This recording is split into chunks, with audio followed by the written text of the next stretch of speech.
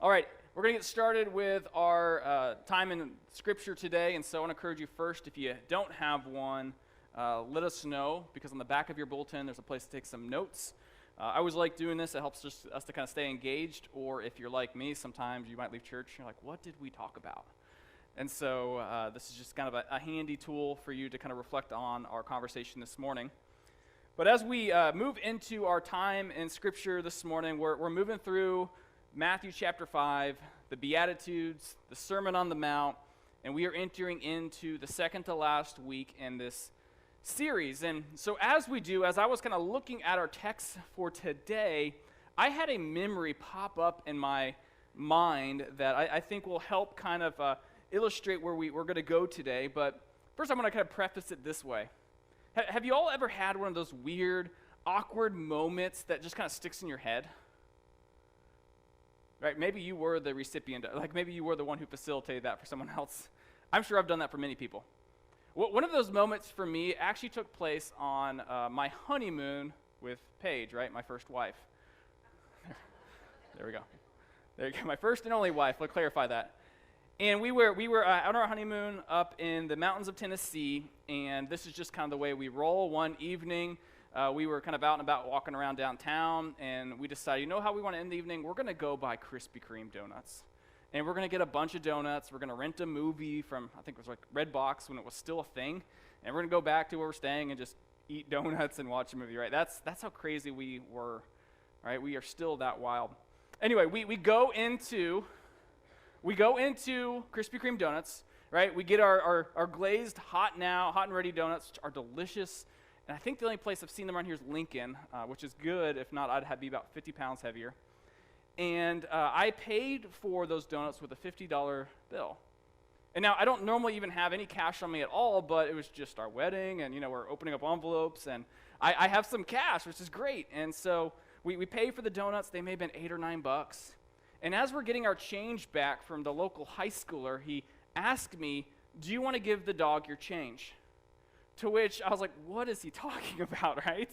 What is he talking about? And he kind of gestures to the side, and there's this little plastic dog you can insert money in to give to the local humane society. To which I said, no. Right? It's like $40, right? I'm not giving $40 to this organization.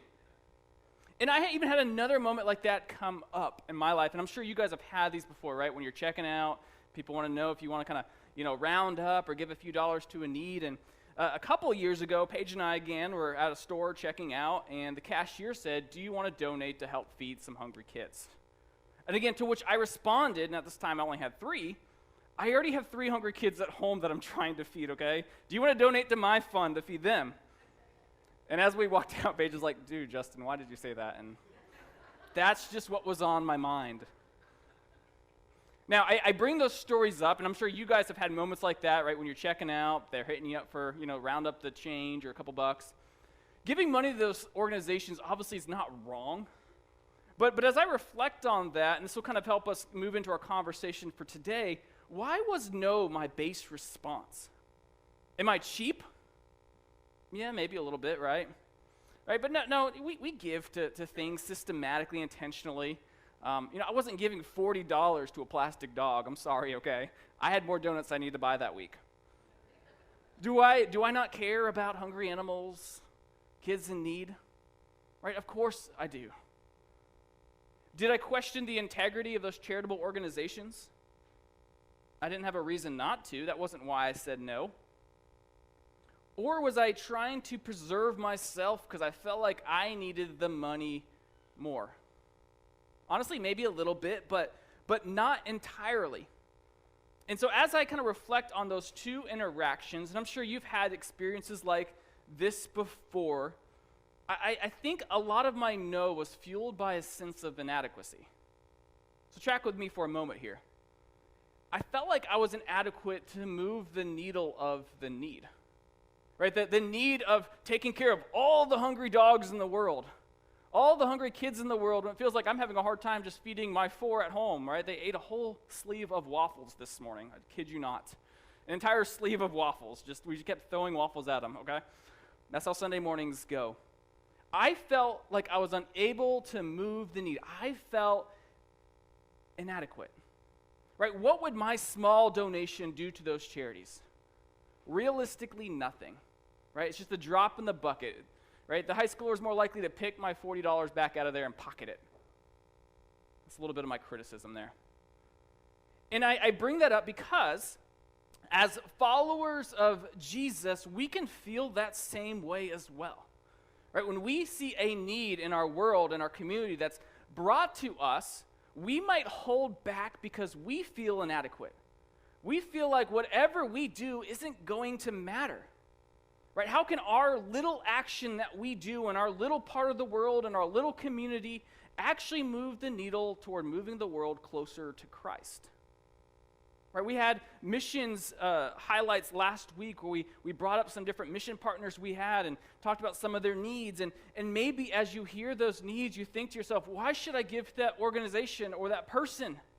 I'm afraid my gift is going to hurt me more than it will help them. You think to yourself, right, you hear a need for foster care in the state. And you think, why should I open up my house to a foster kid? Right, I have a hard time keeping up with my own. I'm scared I can't handle the baggage they might bring. Why should I read my Bible? I don't like to read. I have a hard time understanding it anyway, and I just feel dumb. Moving into Thanksgiving here and Christmas and holidays, we're going to see a lot of family, and for some of us, that's a great thing, and for others, it's not, right? That dinner is going to be awkward. And maybe you think to yourself, I know a family member that really needs to hear the truth of Christ, but I'm afraid to share my faith with them because I don't think they're going to positively respond, and it's just going to make Thanksgiving and Christmas and every other family event even more awkward. I don't know why the image looks like that. You've got to kind of fill in the blanks there, but as followers of Jesus, sometimes we fail to act when we see a need because we feel inadequate to meet it. And let me be clear, I'm not saying we're called to act on every single need that comes to us, right? If you gave $1 to literally every organization that asked for your money, you would be living on the street asking for money yourself, right? I'm not saying you need to say yes to every single thing, but what I'm getting at is that maybe our hesitancy to act on needs when we see them is a little bit of this sense of self-preservation. It's a little bit of a sense of the fact that you feel inadequate to move the needle. We believe that what we do just won't matter, so we don't do anything at all. And I bring up this tension because when you read through the Beatitudes, we spent several weeks going through the different characteristics that Jesus listed in the Beatitudes, and that none of those characteristics leans toward that type of response when you see a need. You're not supposed to self-preserve. You're not supposed to be inactive when you see a need. Every single one of those Beatitudes calls us to do something when we see something that needs to be done. They call us to act, despite our perceived outcomes of what will happen when we act. Can I bring up this question yet once again? I don't know why the image is doing that. It's going to give me a twitch this morning. But that's okay. What does Matthew 5 teach us about living the good life? Can you actually live the good life while following the Beatitudes? Like I said, every single one of those Beatitudes is countercultural. It'll push us in a direction that makes us feel uncomfortable. It'll move us to act in a way that we won't naturally want to act. So what does Matthew 5 kind of talk about when it relates to that tension we feel of acting when we see a need? So as we kind of move into our text for today, we're going to be in Matthew chapter 5, verse 13, if you want to turn there. There's a couple different ways translations translate this passage, and so as I read our translation this morning, yours might say something a little different, and so I encourage you to flip at it. It might bring a little bit more color to our conversation. But as we went through all of these Beatitudes, you kind of see these character traits outlined, saying, hey, this is what, as followers of Jesus, we're called to exude in our life. And these next two messages we have, the first one being today and the next one being next week, are going to lean toward the application of those characteristics. And so essentially, if you are following these Beatitudes, if you are living out the characteristics that Jesus has called you to live out, then your life is going to look a whole lot like verses 13, and as we'll see the next few verses to come. And so let's actually finally get to our text. I kind of built up to it. Let's look at this. Probably a familiar passage maybe for many of y'all. Matthew chapter 5, verse 13. Jesus says this, "You are the salt of the earth. But if salt has lost its taste, how shall its saltiness be restored? It is no longer good for anything except to be thrown out and trampled under people's feet." And again, your translation might translate that a little differently, but it communicates the same idea. So we look at this text and we kind of feel that tension of our inadequacy to move the needle on a need, to see the world respond to Christ. And so sometimes our tendency is to do nothing. And so I just want to state that tension as we move forward here. And I'm going to have a place for you to write it down here. Point number 1, feelings of inadequacy and a desire to self-preserve will cause us to have no influence. And I'll kind of flesh this out as we begin to break down this verse. But our feelings of inadequacy and our desire to self-preserve is ultimately going to lend us to be a non-factor for Jesus in this world. And as you may have already kind of got the hint as we read this passage and as I'm leading up to, Jesus calls us all to be factors for him in this world, right? To be influencers for him. And that's what he's getting at with this passage. Let's look at it once again, just the first statement, and we're going to begin to unpack this. Matthew 5, verse 13, Jesus tells them, "You are the salt of the earth." You are the salt of the earth. Now, Jesus is doing something with what he has written here. He's not looking out over the crowd at the Sermon on the Mount, seeing a bunch of rock salt sitting there, right? Jesus isn't having some weird psychedelic trip, right? He's using something physical that these individuals understand to make a greater, deeper spiritual point. So, as we read that, and Jesus is doing something of what he's saying here, when he says to these people, to his followers, those who aspire to follow him, when he calls them salt of the earth, what does it mean to be the salt of the earth? Well, there's a lot of uses for salt in our world today, and especially in their world back then. And I want to draw attention to just 3 of those. One of which is salt was used as a preservative. Right? Back then, they didn't have deep freezers to freeze their meats and their fruits. Right? They couldn't put it in the refrigerator. They couldn't just make weekly trips to the store. Right? They had to use salt as a preservative, and they would dump it all over the food they wanted to preserve. It would draw the moisture out to prevent it from decay. That way, later on, this food has now been preserved, and they can use it more long term. Salt slowed down the decaying process of food, right? Salt was a preservative. And some theologians also said it was used in some ways as a fertilizer. And from my understanding, and this is not the right room to make a lot of statements about fertilizers because I got about this much knowledge about it and you guys have a whole lot more. Too much salt is not a good thing. But you do need some salts in your fields to actually make the plants grow well. And I'll probably get some statements about that later. But salt was used as a fertilizer as well. It brought life to things. And finally, the way most of us use salt today, it also was used to enhance flavor. Now, I don't see them adding probably at that time a ton of salt on things because everything was probably already very salty. But today, right, we use salt to enhance the flavor, right? You get a soup, like tonight, some of you will be dumping salt in there. Salt is a great flavor enhancer. And so when Jesus makes this statement, right, you are the salt of the earth, again, he's talking about something everyone understands to make a deeper spiritual point. He's saying, if you are going to be the salt of the earth, then what I'm calling you to do is to act like salt. Salt which preserves things. And what he's calling his followers to do here, if they're salt, then they're acting as agents of redemption, right? Bringing hope and healing, right? Preserving the brokenness in our culture, right? Slowing down the march toward destruction. You look throughout history, and what you see is you see believers doing that in the ways in which they've served their communities.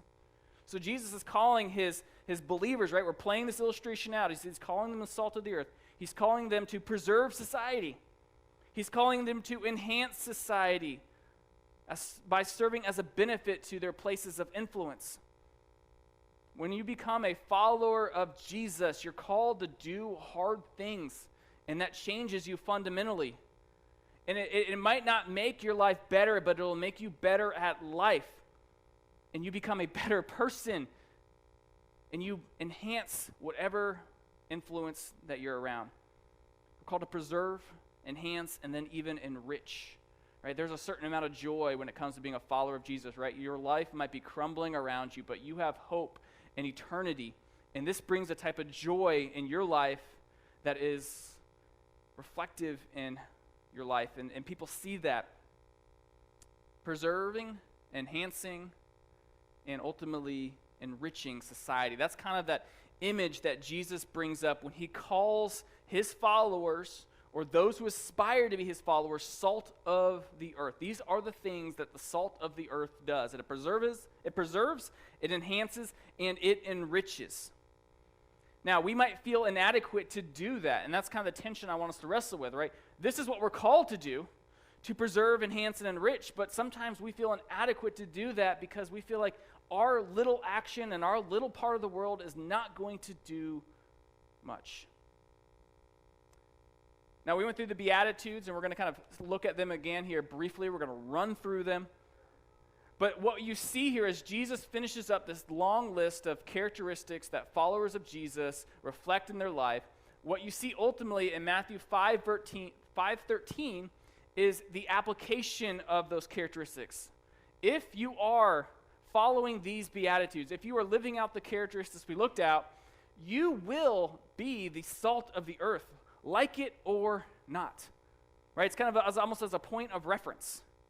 So our next point I want to bring up here. Next place for you to fill in a blank. Attitudes of righteous manifest themselves as influence. So the first part of the Beatitudes we looked at, Matthew chapter 5, verse 3 down to verse 12, you have that list of Beatitudes. Those are kind of those attitudes of righteousness as you seek to follow Jesus. And as you follow him, you are going to influence the world around you. That's why Jesus brings this passage up. So attitudes of righteousness manifest themselves as influence. And so I think that next inevitable question we should ask, right, if he's calling us to be the salt of the earth, is how can we become salty?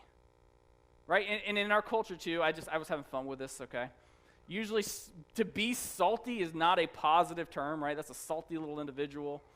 But we can be salty, okay? I grew up in Florida where you have the salt life. You know, we could be salty here today in church, okay? And if we want to follow Jesus well, I think that question, again, we want to ask is how do we become salty? I want to run through these Beatitudes real quick. Because if you're wondering, hey, how can I have influence? How can I be salt in a world that needs preserving, in a world that needs enhancing, in the world that needs enriching? This is laid out for you in what came before. Right, imagine that, right? The structure of Jesus' message, right? He laid out the instructions, and then he shows you what it looks like. Matthew chapter 5, verse 3, I'm going to read through this. Jesus tells them, "Blessed are the poor, for theirs is the kingdom of heaven. Blessed are those who mourn, for they shall be comforted. Blessed are the meek, for they shall inherit the earth. Blessed are those who hunger and thirst for righteousness, for they shall be satisfied. Blessed are the merciful, for they shall receive mercy. Blessed are the pure in heart, for they shall see God. Blessed are the peacemakers, for they shall be called sons of God. Blessed are those who are persecuted for righteous sake, for theirs is the kingdom of heaven. Blessed are you when others revile you and persecute you, and utter all kinds of evil against you falsely on my account." Those are the Beatitudes we've looked at in the weeks before today. And a few of those characteristics that we highlighted. And again, if you missed that, I encourage you to go on our website or our really cool hip podcast we have now. If you want to do it that way, they're up there and you can listen through them. But to be the salt of the earth, how do you become salty? Well, you become a peacemaker, right? There in verse 8, you become a peacemaker seeking reconciliation, right? A broken world. And you come through as a preservative to help preserve and repair and enrich relationships. How do you become salty? You're pure in heart. You're seeking Jesus in all that you do, and therefore you're reflecting him in your relationships with others. How do you become salty? You're showing mercy to people who don't deserve it. But you know by showing mercy, you are winning a hearing with them to where ultimately you might be able to be that person that shares the greatest news ever, the gospel. Now, as we look at this verse again, Jesus makes a statement that I think if you're familiar with this passage, you might kind of blow through pretty quickly. And some of your translations might translate it differently, but the ESV says this. After Jesus says, "You are the salt of the earth," he has this question, which I believe is somewhat rhetorical, especially for this audience, but in our culture, and even the translation might render it kind of difficult for us to understand. And he says, "But if salt has lost its taste," or some of your translations, if salt is tasteless, or if the salt has lost its saltiness, how shall its saltiness be restored? If salt has lost its taste, how shall its saltiness be restored? Right? Jesus is posing a question there. He's saying, hey, you guys are the salt of the earth, but hey, there's a possibility some of y'all aren't acting like salt. Therefore, what can we do if that salt is no longer functioning in the way in which it was designed? And again, he is using something physical and literal to communicate a deeper spiritual truth.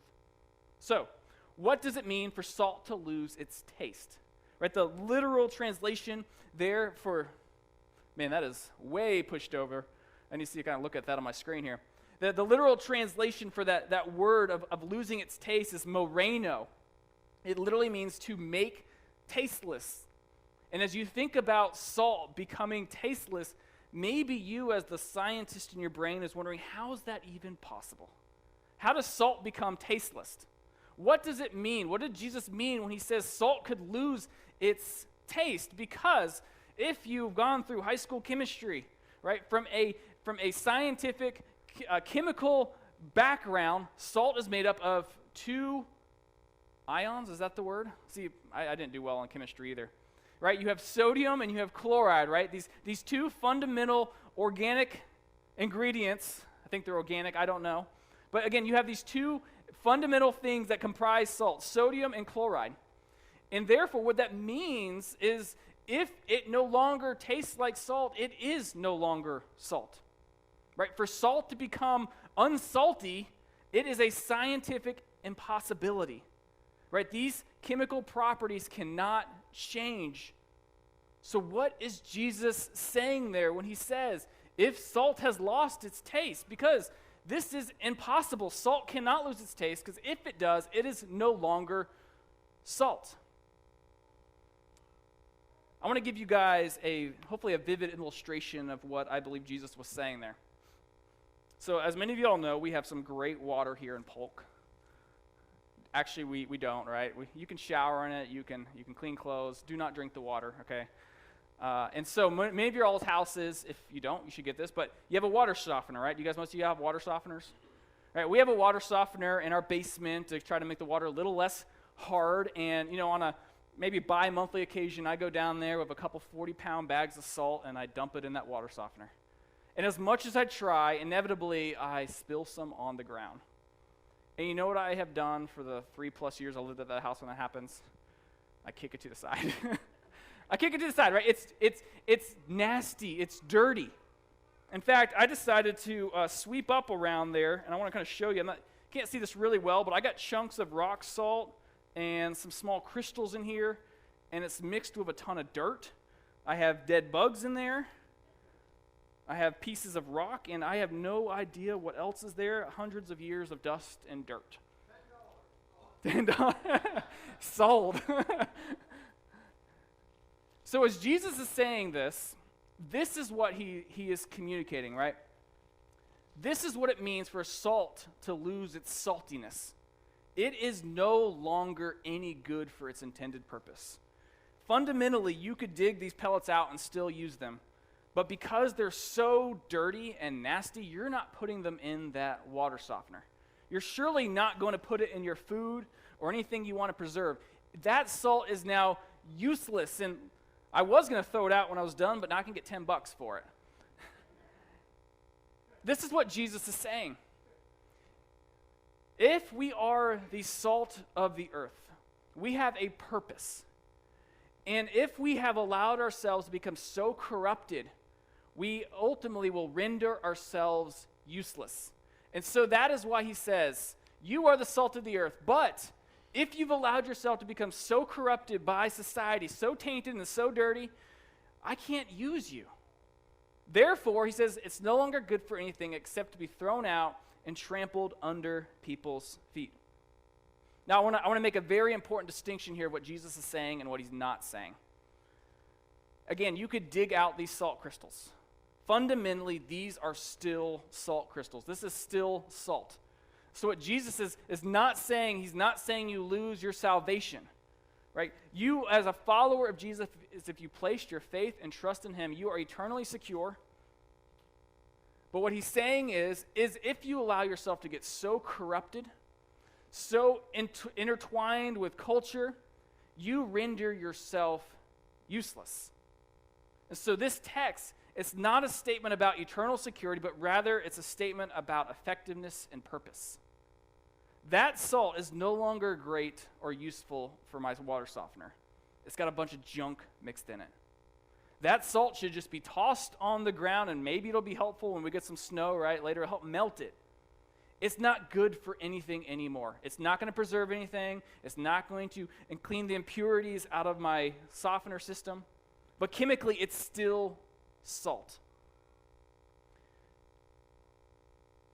What Jesus is getting at here, he's saying, I've created you for a purpose. And I am calling you to so permeate society that you fundamentally change it. Right? You enhance it, you preserve it, and you enrich it. But if you allow yourself to self-preserve, to be afraid of what other people think, you're going to render yourself useless for my kingdom.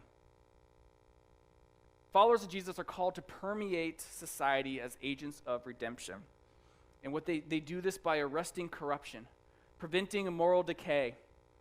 And if you fail to do that, what Jesus says, you're still my follower, but man, you've rendered yourself worthless.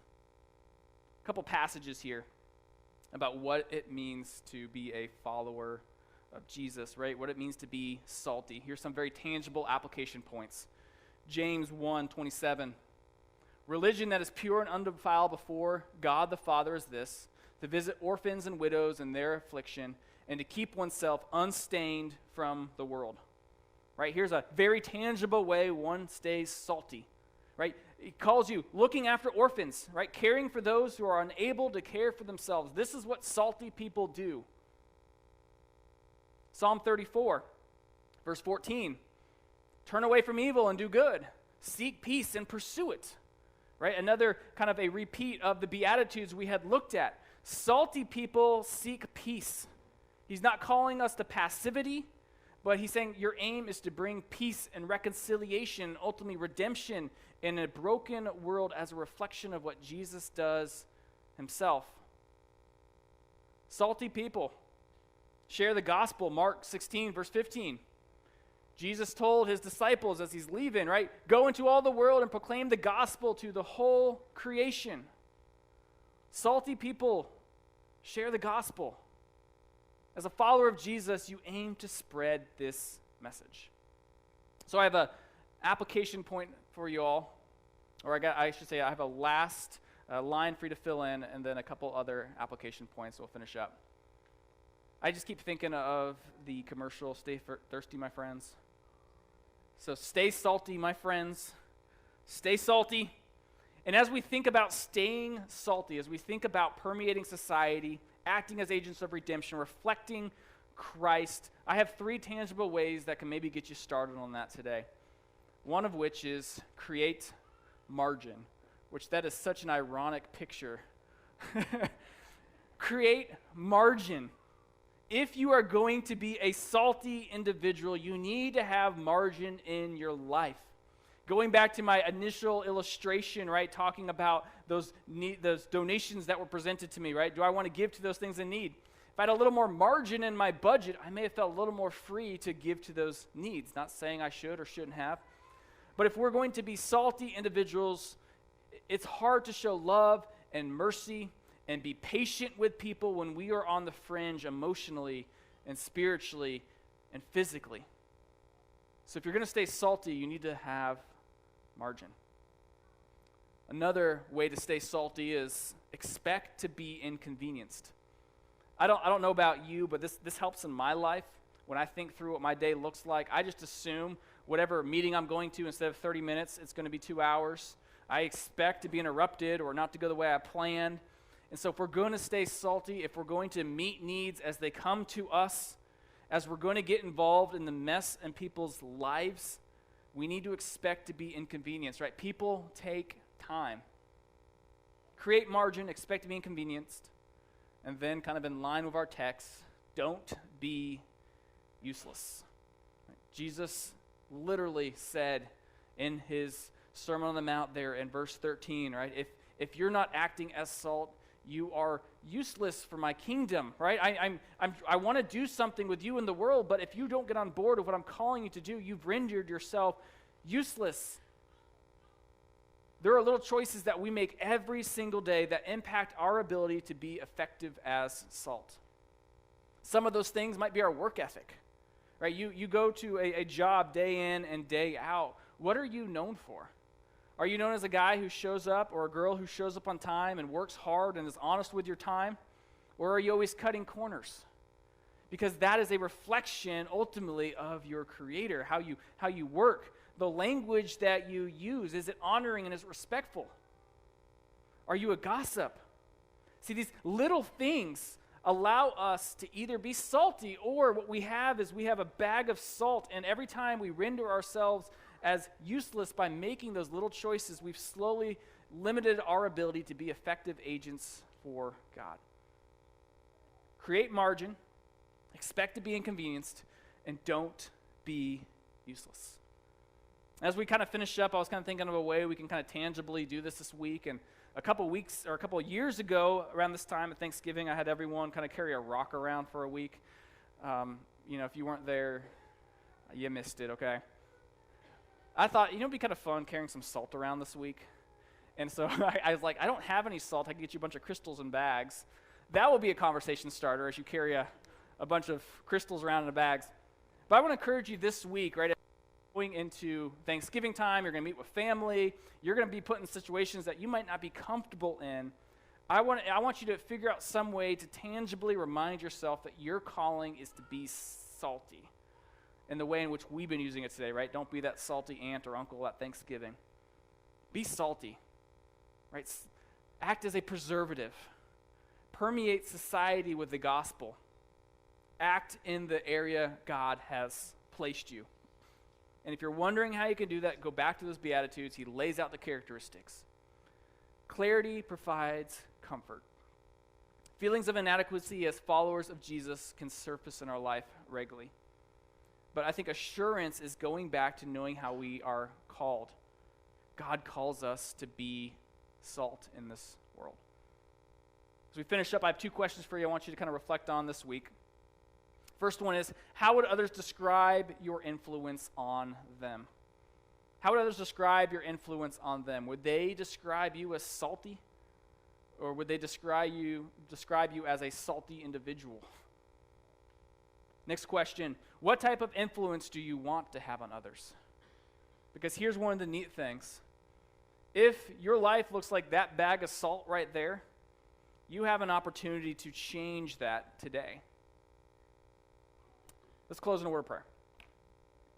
Lord, thank you for just this conversation we've been able to have this morning. Thank you for this text and this reminder of what you have called us to be as followers of you. God, as we went through those Beatitudes, a lot of those characteristics are seemingly unattainable for us. Man, it's hard to be patient with people. It's hard to bring peace. It's hard to show and extend mercy, but Lord, that is what you have called us to do. So I pray you help us to do that. Because I think every single person here would say, I want to be salt. I want to be an agent of hope and redemption in the places that you've put me. And so God, I pray that as we seek to do that, give us the courage to act on what you have said here in your text. Give us a sense of clarity regarding how to do it, a sense of courage to act on it. And Lord, I pray that you even help us to see some of those small places where you have called us to bring your light. God, be with us this week as we enter Thanksgiving. I pray for the conversations we'll have with families. And Lord, I pray just everything is honoring to you as we just celebrate how stinking good you are how stinking good you are to us. We love you, Lord, in your name. Amen.